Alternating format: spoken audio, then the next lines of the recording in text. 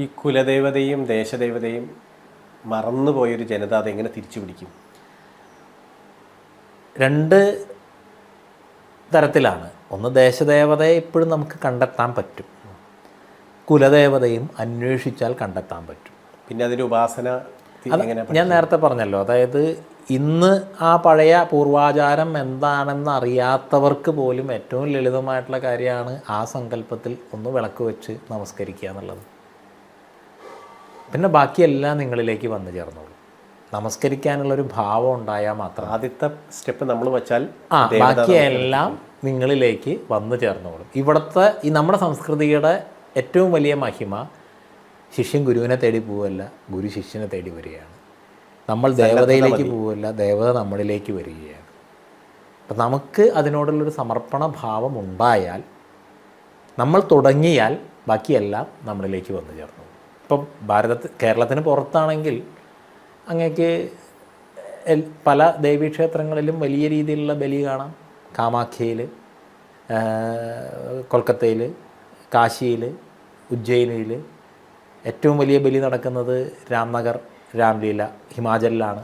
രാംലീല ഉത്സവത്തിൻ്റെ ഭാഗമായിട്ടാണ്. രാംനഗർ അല്ല, ഹിമാചലിലെ രാംലീലയുടെ ഭാഗമായിട്ടാണ്.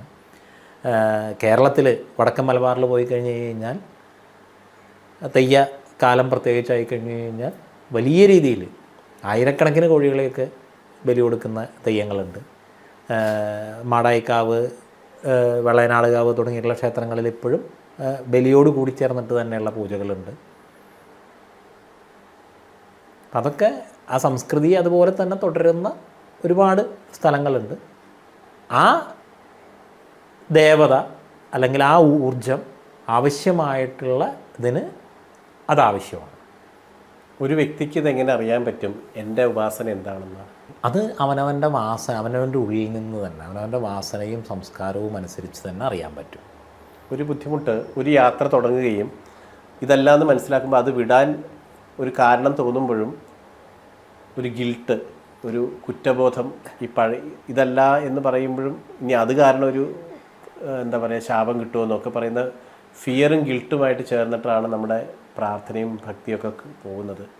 അങ്ങനെ കുറ്റബോധമില്ലാത്തൊരു സാധന, ധീരമായൊരു യാത്ര, വേണ്ടാത്തതിനെ വേണ്ടാന്ന് പറഞ്ഞും വേണ്ടതിനെ സ്വീകരിച്ചും ഇതല്ല എനിക്ക് വേണ്ടതെന്ന് ധൈര്യത്തോടെ തീരുമാനിക്കാനുമൊക്കെ ഒരാളെ പ്രാപ്തനാക്കാൻ എന്താ വഴി? നമ്മുടെ സംസ്കൃതിയുടെ ഒരു 3 ഗുണങ്ങൾ എന്താണെന്ന് ചോദിച്ചാൽ, ഒന്ന് കൃതജ്ഞതയാണ്.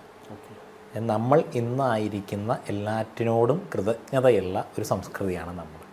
ഇപ്പോൾ കുറച്ച് മുമ്പാണ് മഹാലയം കഴിഞ്ഞത്. പിതൃപക്ഷമായിട്ട് പറയും. ഉത്തരഭാരതത്തിലാണ് അത് കൂടുതൽ വിശേഷമായിട്ടുള്ളത്. ഒരു പൗർണമി കഴിഞ്ഞിട്ടുള്ള ദിവസം തൊട്ട് അമാവാസി വരെ പിതൃക്കൾക്ക് വേണ്ടിയിട്ടുള്ള ദിവസമാണ്. അപ്പം അതിൽ ഈ മഹാലയ ശ്രാദ്ധത്തിൻ്റെ അവസാനത്തെ ഇത് അതീതകുലകോടീനാം സപ്തദ്വീപ നിവാസിനാം പ്രാണിനാം ഉദകം ദത്തം അക്ഷയം ഉപദിഷ്ടതു ആണ്.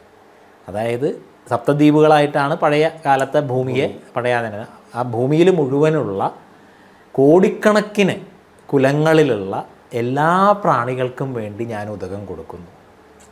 അതെല്ലാം അക്ഷയമായി നിലനിൽക്കട്ടെ എന്നാണ്. അതിൻ്റെ അക്ഷയമായ നിലനിൽപ്പിലാണ് എൻ്റെ ഈ നിലനിൽപ്പ്. പിന്നെ അതിന് മുമ്പ് ഇതുണ്ട് ഒരുപാട്. അതായത് മക്കളില്ലാതായി പോയവർക്ക്, ജീവജാലങ്ങൾക്ക്, ഇതില്ലാതായവർക്ക്, അങ്ങനെ പിണ്ടം കിട്ടാതെ വന്നവർക്ക്, മോക്ഷം കിട്ടാതെ വന്നവർക്ക്, തെറ്റ് ചെയ്തവർക്ക്, നശിച്ചു പോയവർക്ക്, ഭ്രഷ്ടരായവർക്ക് എല്ലാവർക്കും ഇത് ചെയ്താണ് അവസാനത്തെ ഈ സങ്കല്പം. എല്ലാവർക്കും അതാണ് ഈ കൃതജ്ഞത എന്ന് പറയുന്നത്. രണ്ടാമത്തെ കാര്യം സ്വാതന്ത്ര്യമാണ്. മൂന്നാമത്തെ കാര്യം ധൈര്യമാണ്.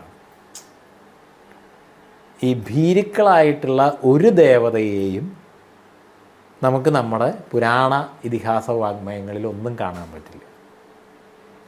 എല്ലാം അധർമ്മത്തെ നേരിട്ട് ജയിച്ച ദേവതകളാണ്. ചില കഥകളുടെ ഇതിലൊക്കെ ചിലപ്പോൾ ആ യുദ്ധത്തിൽ തോറ്റു, മറ്റേ യുദ്ധത്തിൽ തോറ്റു എന്നൊക്കെ ഉണ്ടാവും. പക്ഷെ ആത്യന്തികമായി ധർമ്മത്തെ ജയിപ്പിച്ച ദേവതകളാണ്.